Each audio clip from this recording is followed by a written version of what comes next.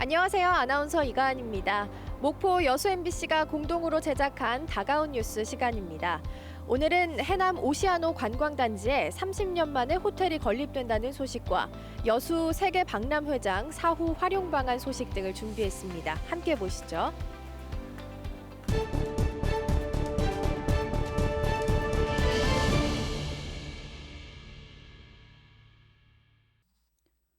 (30년) 전인 지난 1992년 관광단지로 지정된 해남 오시아노 관광단지.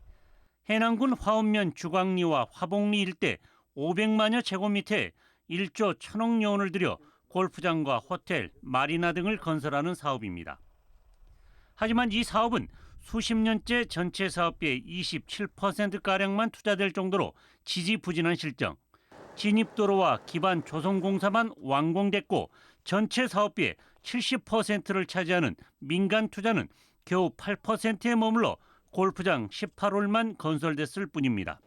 이처럼 수십 년째 방치되다시피 하던 오시아노 관광단지는 한국관광공사가 리조트 호텔을 착공하면서 반전의 계기를 맞고 있습니다.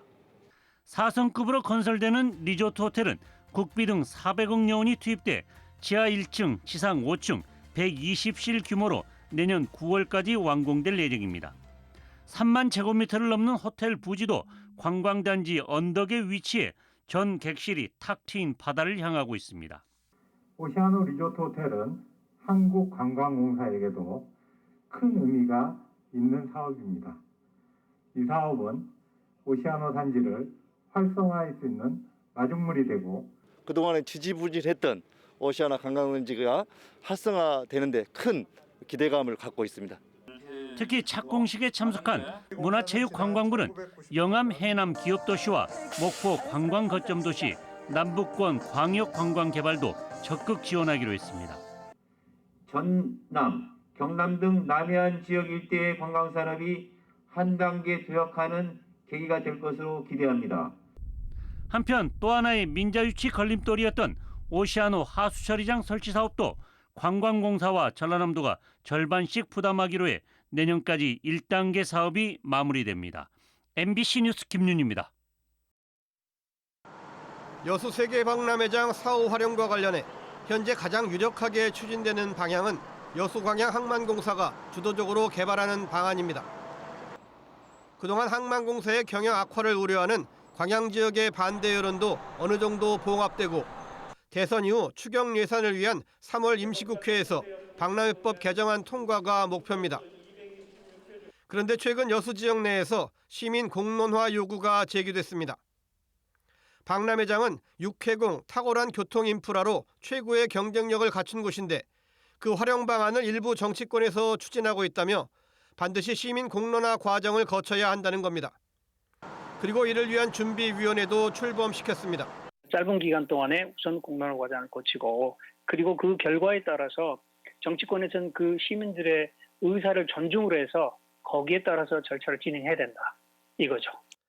가장 걱정이 되는 시 재정 부담은 대선과 관련해 말도 안 되는 공약이 전국적으로 쏟아지는 상황에서 충분한 명분이 있는 사안인 만큼 우선 대선 공약에 포함시켜 정치적 해결을 전제로 대안을 고민하자는 입장입니다. 그러나 이미 성사 단계에 와 있는 유력한 대안을 두고 또 다른 논란을 경계하는 목소리도 적지 않습니다. 또 지난 10년 동안 지역사회가 함께 고민해서 도출한 방안인데다 여수시가 맡기에는 역부족이라는 의견이 지배적입니다. 차선책이라고 생각을 합니다. 가장 좋은 방법은 여수시가 주도적으로 개발하는 것이 가장 좋은 방법이었는데 법적으로 행정적으로 큰 문제가 있는 겁니다. 여수시도 현재의 여건상 현실적으로 불가능하다는 입장입니다. 좋은 대안이라고도 이야기는 할 수 있지만 현실적으로 검토해봤을 때는 이것은 거의 실현 가능성이 없는 그런 대안이다 그렇게 결론을 내렸습니다. 올해는 여수 세계박람회 개최 10주년입니다.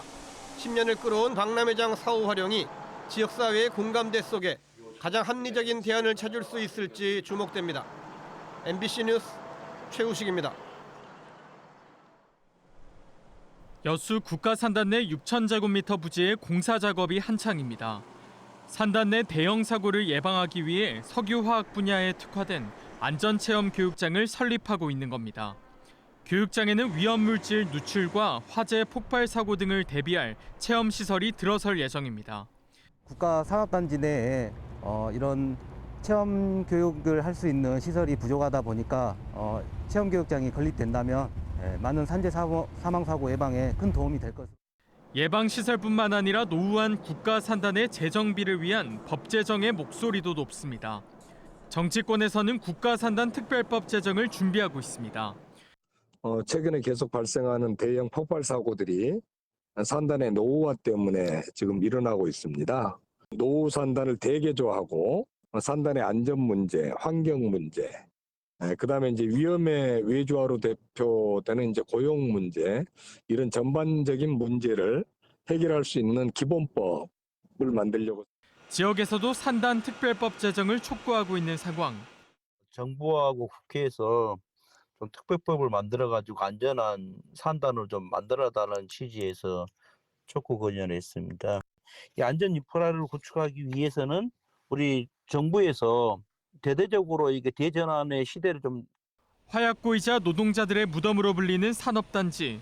산업 현장 최전선에서 일하는 노동자들이 더 이상 일하다 숨지지 않도록 제도 개선과 법 제정, 안전망 구축 등 대책 마련이 그 어느 때보다 절실합니다. MBC 뉴스 안상혁입니다.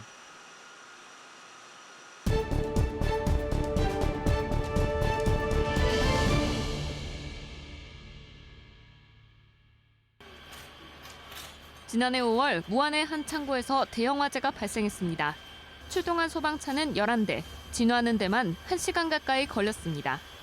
여러 대의 소방차에서 뻗어나온 소방호스 색깔이 모두 같다 보니 호스를 화재 현장으로 당길 때 혼선이 빚어지는 경우가 많습니다. 차 출동이 많을 시에는 어떤 차에서 나온 호스인지 잘 파악이 안 돼가지고 호스 연장 시 혼선이 많이 초래됐는데, 특히 밤에는 화재 현장에서 여러 개의 호스 구분이 더욱 어렵습니다. 이 같은 문제를 해결하기 위해 호스에 각기 다른 색깔을 입힌 컬러 호스가 현장에 투입되고 있습니다. 컬러 호스를 이용한 첫 적응 훈련도 시작됐습니다. 각 소방차에서 나온 호스를 구분하기 쉬워지다 보니 센터별로 지휘 신호를 보내면 곧바로 대응할 수 있습니다. 예지센터 방수! 일록센터 방수! 화재를 모두 진압한 뒤 각 센터로 돌아갈 때도 구분이 쉬워서 정리하는 데도 편리합니다. 그 차량별로 호스 색상을 달리해서 작전을 하다 보면 더욱 신속하게 작전을 진행할 수 있고 효과적으로 화재 진압을 할 수 있습니다. 화재 현장에서 혼선을 줄일 수 있는 컬러 호스는 무안 지역 4개의 119 안전센터를 시작으로 전남 전체 소방서에 확대될 예정입니다. MBC 뉴스 양정은입니다. 지적장애로 초등학생 정도의 지능을 가진 38살 A씨. 4년째 구형 알뜰폰만을 사용하고 있는 A씨에게 어느 날부터 수백만 원의 휴대폰 요금 독촉 고지서가 날아오기 시작했습니다. 알고 보니 A씨 명의로 최신 기종의 휴대전화 6대가 가입돼 있었습니다. A씨 측은 휴대폰 판매점주가 이해력이 부족한 A씨를 구슬려 신분증을 받아낸 뒤 임의로 개통했다고 주장하고 있습니다. 네 인생은 네가 살아야 될 거 아니야. 그렇게 넘어가면서 이제 민증도 넘겨주고 이제 그 허락도 받고 그랬었습니다. 점주는 당시 A씨에게 개통 사실을 알렸다면서도 피해 금액은 변제하겠다는 입장입니다. 전에 계셨던 분 말로는 좀 명의를 좀 빌린 거다라고 얘기를 했고, 그저께인가 다 정리를 해놨더라고요. 그분이 다 일단 갚아주고. 휴대폰이 개통될 때마다 수익을 얻는 통신사지만 책임을 회피하기는 마찬가지였습니다. A씨가 피해를 당한 곳이 직영점이 아니라서 관여할 수 없다는 겁니다. 법적은 저희 회사가 관여할 수가 없는 부분이잖아요. 네. 그 손해 보신 분하고 판매점 사장님하고의 관계잖아요. 피해 사실 확인조차 직접 해야 했던 A씨 측은 넉넉치 않은 형편에 나 홀로 형사 고소를 진행해야 하는 막막한 상황에 놓였습니다. 저한테는 정확히 이야기 안 하더라고요. 그 영업에 관련된 그런 건지. 강선 의원의 자료에 따르면 휴대폰 개통 사기를 당했을 것으로 추정되는 장애인 명의자는 전국적으로 6천여 명. 취약계층을 상대로 한 개통 사기가 끊이질 않는데도 개통으로 금전적 이익을 얻는 점주와 통신사들은 책임 회피에만 급급한 모습을 보이고 있습니다. MBC 뉴스 강서영입니다. 지난해 수확철 산지 쌀값은 40kg 한 포대에 6만 5천 원 선. 지금은 6만 1천 원까지 떨어졌습니다. 정부가 쌀값 안정을 위해 초과 생산된 쌀 20만 톤을 시장 격리를 했는데도 하락세는 멈추지 않고 있습니다. 지난해 자체 수매 물량을 크게 늘렸던 농협들은 다급해졌습니다. 전남 지역 농협들이 사들인 쌀은 42만여 톤. 쌀 매입 평균 가격은 6만 4천 원대입니다.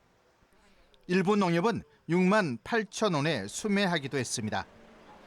여기에 창고 보관비 등 부대 비용이 포대당 1,500원에서 2천 원. 지금 산지 시세가 계속되면 포대당 5천 원에서 많게는 만 원 가까이 손해가 예상됩니다. 쌀 시장 격리에 낙찰된 농협도 아직 물량을 갖고 있는 농협도 수억 원에서 많게는 10수억 원의 손실을 떠안게 됐습니다. 농협들이 자체 수매한 것은 정부 공공비축량이라든가 안 그러면 작년에 추가로 생산된 부분을 그 농협들이 떠는 꼴이 돼버렸어요. 더욱더 더 급한 것은 농가가 팔지 못해 갖고 있는 상당량의 재고 물량. 영농철을 앞두고 당장 팔아야 하는데 농가가 헐값으로 민간 상인에 넘기게 되면 산지 쌀값은 더 떨어질 우려가 높습니다. 지금 현재 당장 급한 것은 파는 게 급합니다. 그래서 최저 생산 비용은 보장되는 그 쌀값이 형성돼야 되는데 그렇지 않고 있는 것이 참 아쉽습니다. 농민단체는 쌀값 폭락을 막기 위해서는 정부가 하루빨리 추가 쌀 시장 격리를 시행하고 최저가 입찰 방식이 아닌 정부 비축미처럼 적정 가격으로 매입해야 한다는 주장을 펴고 있습니다. MBC 뉴스 문현철입니다.